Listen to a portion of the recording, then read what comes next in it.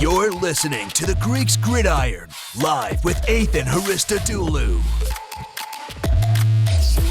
Welcome back, everyone, to more of the Greeks Gridiron. I am Ethan Haristodoulou. Today is May the 4th, 2022, and for my Star Wars fans, May the 4th be with you. We are starting off our draft grade series here, as we are now about, today's Wednesday, I guess, 5 days removed from the end of the NFL draft, whatever the number of days that is. And so I figured it is time to get this one rolling. I was going to start yesterday, but I did a reaction video to NFL.com's power rankings. It's a long-winded one, but check it out if you do have the time after this video here. So the draft grades, one of the more controversial things because everyone rips them out right out of the rip. And I mean, do you really know what these classes are valued at a few days after they were brought onto a team? Not really, but they're still fun to do. It's still fun to speculate, and I figured I'd join in on the fun. So today we are focusing on the Indianapolis Colts. So my Colts fans, make sure you comment down below. Let me know what you guys think of the Colts draft class. What would you give them a grade as? And let's sit back and talk some Colts. So we'll start with day 3. We'll then move into day 2, and then we'll talk about day 1. Starting with the day 3 selections here, the Colts in the 5th round took Eric Johnson, defensive tackle out of Missouri State. In the 6th round, they got Andrew Ogletree, tight end out of Youngstown State, and Curtis Brooks, defensive tackle out of Cincinnati. And then in the 7th round, their last pick of the draft, they took Rodney Thomas, a defensive back out of Yale. Now, looking at these 4 guys here, this is the meat potatoes part of the draft. You're getting guys that are filling out the depth chart, and, you know, they're probably not going to be starters day 1 unless they really impress the coaches coming into training camp. Now, when we look at some of these picks, Andrew Ogletree sticks out to me a little bit because I was curious as to why they went and got a 4th tight end for the team when they selected him when they did. And it starts to make sense because when you look back towards like Andrew Luck's last couple of years in the NFL before he ultimately retired, the Colts actually were running a lot of 4 tight end teams. So like if you think of some of the guys that they had, I know they had Jack Doyle. They also had Mo Alley Cox. Eric Swoop was one, and there always seemed to be like a 4th tight end. But I remember Eric Swoop being around for at least like 2, maybe 3 years. And it's not that they ran like 4 tight end sets, but they always had 4 tight ends on the depth chart because they were running some pretty tight end heavy plays at times. And I think that's something that the Colts might be going back to and would make sense to me because Reich had a lot of success with that there. And you can tell based off of like the team that they're building around, they want to go big and they want to go, you know, massive players. And Andrew Ogletree fits that bill. He's around like 6'6", 250 some odd pounds, big dude. So you're looking at an excellent sized guy. He's more potential than anything else. I actually gave him a C grade because you're more just banking on him with his athleticism than anything else. The guy had 40 catches and only 391 yards in the last 2 seasons. So it's not like he has a ton of production behind him. You're getting him because of his size and because of what he brings to the table. Then you look at someone like Curtis Brooks, defensive tackle out of Cincinnati. I actually hit him with a B grade because this is a really exciting pick to have gotten in the 6th round. Curtis Brooks, in his last year in college, had his best year in college, and that's what matters to me. 57 tackles, 12.5 tackles for loss, and he also had 7.5 sacks as well. He was a menace up front there for Cincinnati in his final year, and I'm really excited to see how he fares backing up behind DeForest Buckner and Grover Stewart. He's a depth guy for sure. He's probably going to be high up on the depth chart as well, so I expect he could potentially be like the guy behind those two to fill in when any of them take time off in between, you know, like plays and rotations and whatnot. So really excited that the Colts are able to land him in the 6th round, and I'm looking forward to seeing how he fills out there. Then you're looking at Eric Johnson, a defensive tackle out of Missouri State.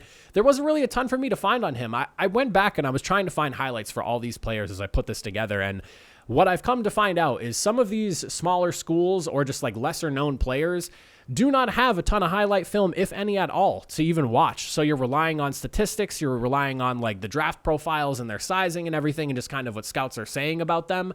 So one thing I would like to see is the NCAA maybe try to do something to organize some sort of like scouting system a little bit better. I know that there's like college tape that only scouts have access to, and it's like the gold of the NCAA. You got to know people to get the tape. Well, I don't know people. I'm trying to find some stuff on YouTube and other various websites to watch players play some football. So let's try to make it a little bit easier here for me. But solid pick. Again, another depth guy. He's someone that he's probably going to slot behind Curtis Brooks, if anything. So like, if I'm just making a depth chart with these 4 guys, you obviously have DeVorest, Buckner, Grover, Stewart, and then it would be like Curtis Brooks. And there's a few other guys on the team as well already that could slot in, and like Eric Johnson would be more towards the bottom. Ultimately, that could change, and I could be completely wrong, but that's just kind of how I expect it to be. And then Rodney Thomas, defensive back out of Yale. I gave him a C+. He's obviously played at Yale, not playing against crazy talent in terms of his opponents. And he did have a serviceable stat sheet, 50 tackles, couple of interceptions. He did have 11 pass breakups, so he's not afraid to get in there and break up the pass, which I do like about him. I gave him a C+ grade, as I did Eric Johnson. But overall, day 3, a solid group of players. I like them. They filled the team need at defensive back going after Rodney Thomas, and then also they shored up the defensive front, which I'm a big fan of, and they added to the tight end room. That's probably the least pressing of the need, and it was why it got my lowest grade of these 4 players here with the C, because did you need the tight end? Probably not, but if that's what they're going to, like scheme-wise, to run more tight end heavy sets, then maybe that would be the reason, and it would make more sense as to why they did that. As for the overall grade for day 3, if I was to give it one here, I'd probably give them somewhere around like a C+ to a B-, something along those lines. If you average out the grades, it probably makes sense to give them somewhere around like a C+ or so. Only one guy got graded higher than a C+, and that was Curtis Brooks with the B. But I like a C+ to a B-, somewhere along there. And moving into day number 2, this is where things get fun. I actually really like the day 2 selections here for the Colts. They didn't have a first-round pick, so they needed to make things happen and make some moves, and they did just that. In the second round, they took wide receiver Alec Pierce out of Cincinnati. In the third round, they took tight end Jelani Woods out of Virginia, and also Bernard Raymond, the offensive tackle out of Central Michigan. And we got Nick Cross, the safety out of Maryland, in round number 3 as well. They had 3 third-round selections, and I'm a very big fan of a lot of these picks here. Starting with Alec Pierce, was not the wide receiver on my radar, and I'll be honest, when they drafted him, I was like, Alec Pierce, but then I went and looked at his tape, and I was like, oh, all right, Alec Pierce, I'm down for this. A lot of people say that he kind of looks a lot like Michael Pittman in terms of like size and play style, and they are fairly similar. He has a really, really good release. I've seen him get off of defensive backs, especially in press coverage, a lot, and he's excellent, and I mean excellent, in contested catches and tight windows. There were so many passes when I was watching his highlight tape where I'm like, okay, if this isn't a game, I would have thought that was not going to be made, and he was catching them every single time. And I know the highlights, it's blowing up all the really good things about a player, but I mean, when you're watching tight window after tight window after tight window in his highlight reel, I'm like, okay, this guy clearly is good when it comes to contested balls and when it comes to out-muscling a defender for the football. Love the way he plays. He's not super explosive after the catch. I feel like all the highlights that I was watching of him, not too many like run after the catch type plays where you're making a guy miss here and there. No, he was more of the like, I'm going to get open and I'm going to rip you for a chunk of yards. And even if you're on me, I'm still probably going to catch it on you and hit you with a nice little moss play, Love him. B+. Really excited to see what he does. In round 3, Jelani Woods, a tight end out of Virginia. I don't know if you've watched his tape. And Colts fans, if you haven't, go and watch it. He's going to steamroll a lot of defensive backs if they try to cover him with any DBs in the NFL. This guy is 6'7", 259 pounds was the exact number I found for him. Runs a 4.61 40 somehow with all that size on him.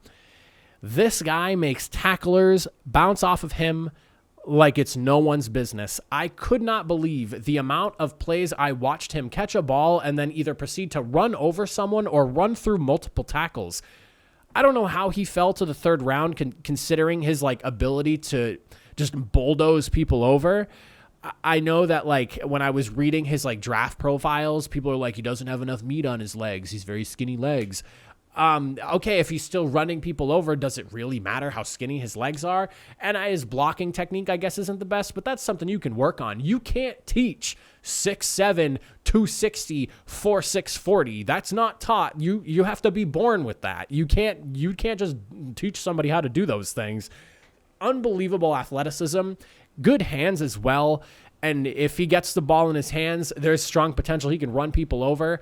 I really hope that he works out for the Colts because when I saw his game tape, I was like, this is the guy. I love Mo Alley Cox. a couple of years ago, he had an awesome season. This past year, not necessarily the best year. You can chalk that up to Carson Wentz if you want, but it was a little bit of a down year compared to the couple of years beforehand.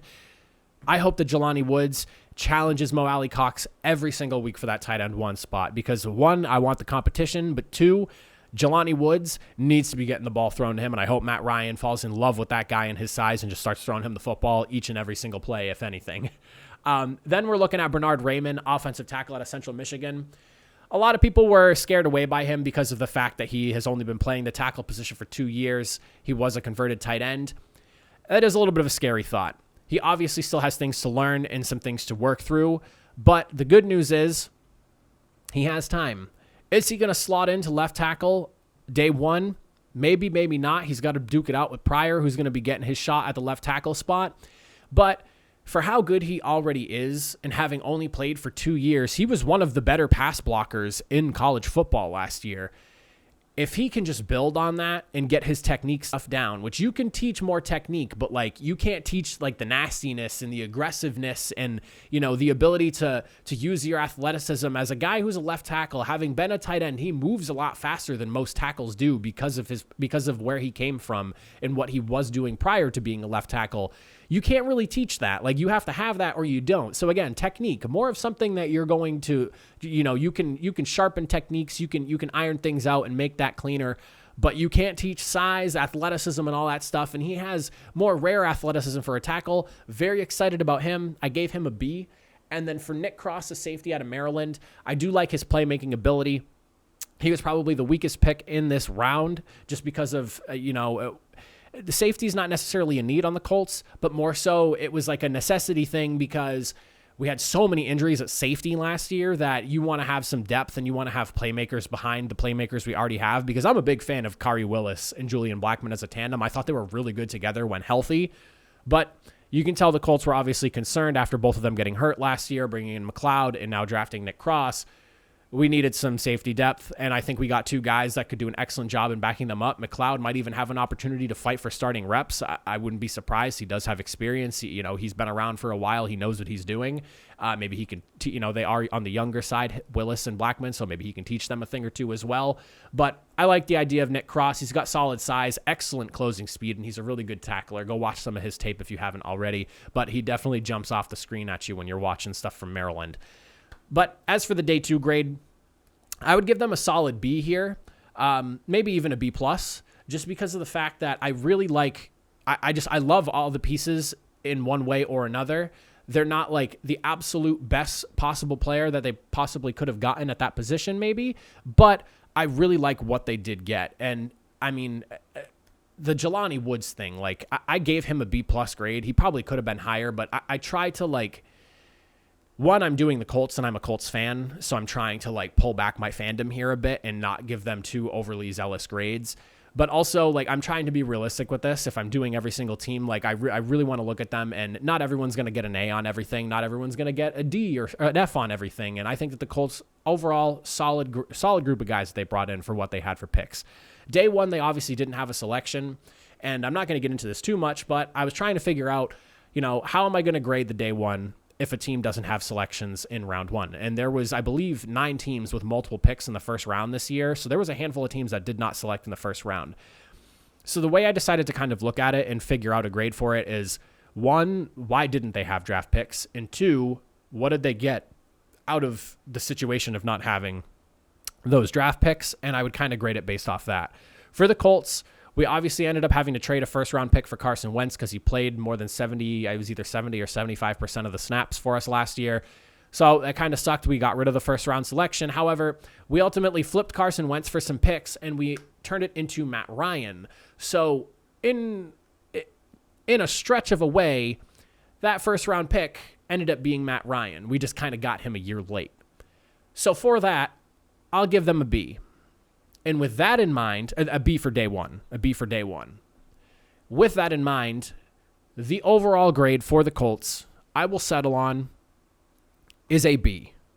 I like the grade. I think this was a good draft class. It sucked we didn't have a first-round pick. I feel like we never do have first-round selections. However, it feels like Chris Ballard uses his first-round selections for actual like proven talent, which I'm kind of okay with because, first round picks, it hurts more when you draft a guy in the first round that doesn't produce. So, I mean, if you're trading first round selections for DeForest Buckner and Matt Ryan, like I'm kind of okay with that. Matt Ryan, even if he gives us 3-4 years, like it sounds like Jim Irsay wants, I'd be okay with that. 4 years, we get good production out of him, maybe win a ring, maybe, obviously, who knows, maybe. That would be awesome. So I like the B. I think it's a solid grade, and I'll stick with it. My Colts fans, let me know what you guys think. As always, I appreciate you guys for watching. Make sure you comment down below what you think the Colts got for a grade. Hit that like button, subscribe. We're getting close to 400 subs here, so would love to hit that number soon. Appreciate you all for watching. I will catch you guys in the next grade video. Have a good one.